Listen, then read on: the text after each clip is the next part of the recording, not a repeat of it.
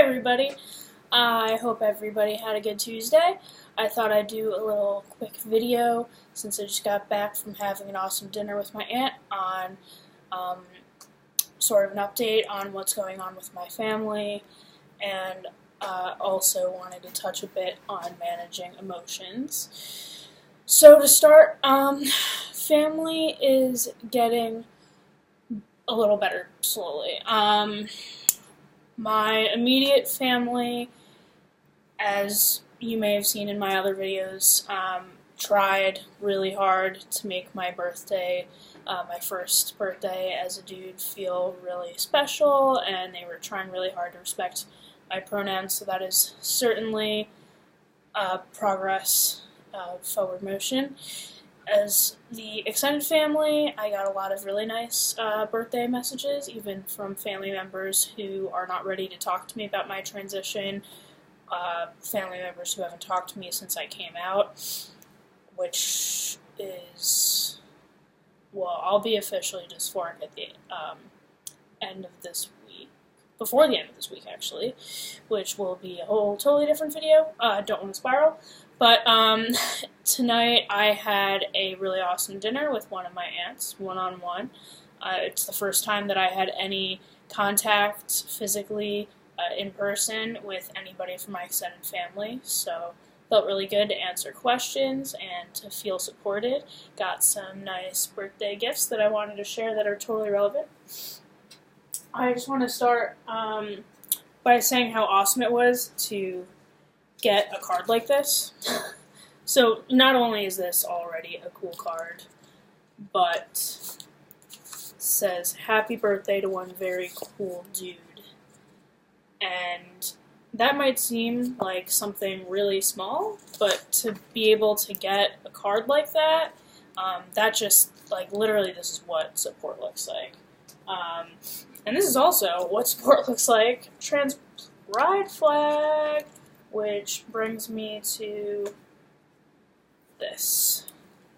How awesome is this? My aunt cross-stitched. I know there's a glare, so it's, there we go. Cross-stitched this trans pride flag for me, which is absolutely awesome. I can't wait to hang it up on my walls. I could lean it, and I probably will just for the night until I can hang it because it's late. But the cats will probably knock it down, so I might put it somewhere safe until then. So yeah, a little slow progress with the family. I can't remember if I mentioned family therapy, but it seems like I'll be starting family therapy probably in like a month at the Ackerman Institute. They have a really cool program and project that is focused entirely on families who are going through transitions together.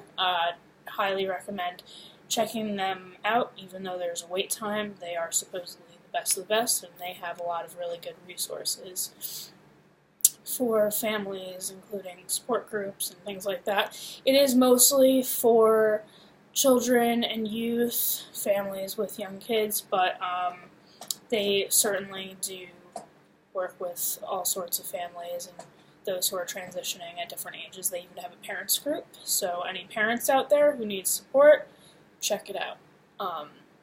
So yeah, that's the family update. It's going to be slow and steady. There are certainly some family members who are still not talking to me or reaching out, but it's going to happen within time.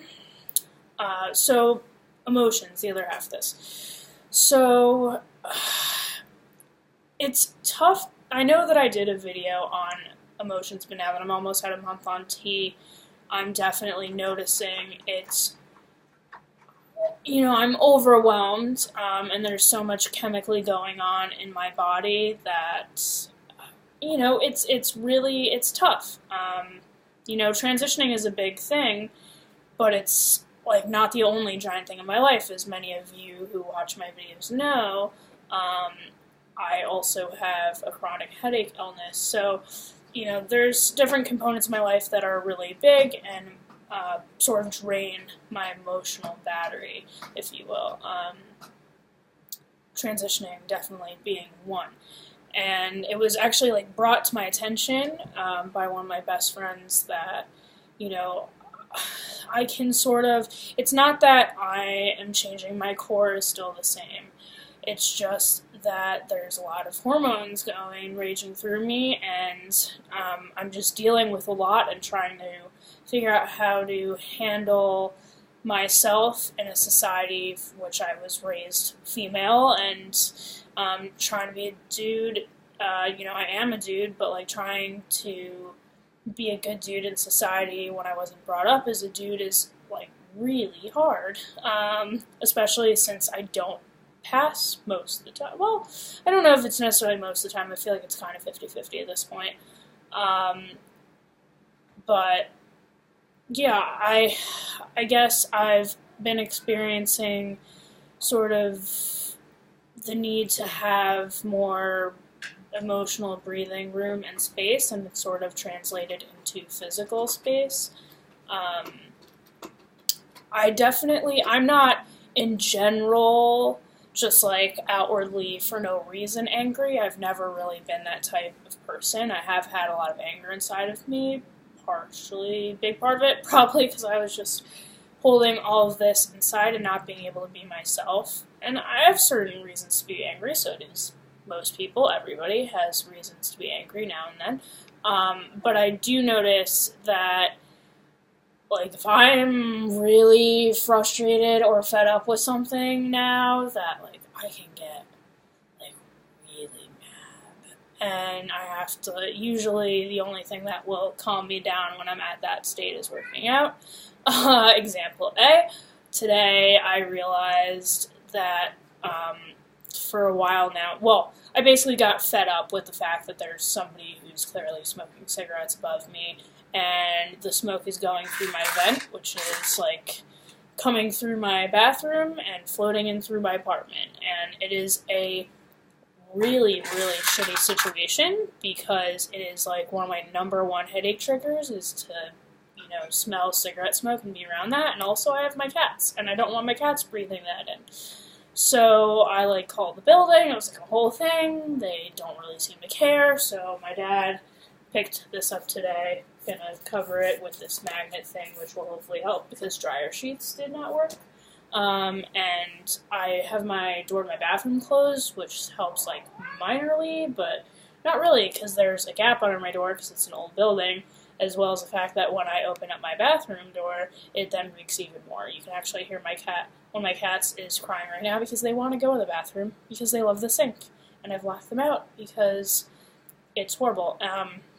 The point is, though, that this is frustrating, and yeah, it's like extra frustrating because I've been dealing with this for a while, and it's sort of been like on and off, so I wasn't doing anything about it, and I guess I sort of bottled it up. But today I was like 0 to 60, totally furious. And yeah, it's infuriating, and it's something to be mad about, and certainly when I'm in a lot of pain, which I then was, and then got angry, which then led me to even more pain, I can get really, really angry, because there's, like, nothing more frustrating than being in a huge amount of pain, especially during the workday, and especially when I didn't start in a huge amount of pain until I started to smell this cigarette smoke. But hopefully this will be fixed soon, and hopefully I can get a better handle on my emotions. I think that some of you who may have seen my endocrine video yesterday, looks like we're going to be upping the dose soon and stabilizing my hormones. So hopefully once, I have the amount of testosterone as an average dude and I've sort of, like, adjusted, that I will be able to handle my emotions even better. But I am trying really, really, really hard. It's just difficult when I've got, my constant pain and, just average stresses of a 27-year-old. But yeah, I just wanted to do what ended up not being actually that short of a video on family and emotions, but it was also rather sort of a ramble, but it was a good update nonetheless. Have a good Tuesday night, and I will have some good things in store this week for videos, so stick around.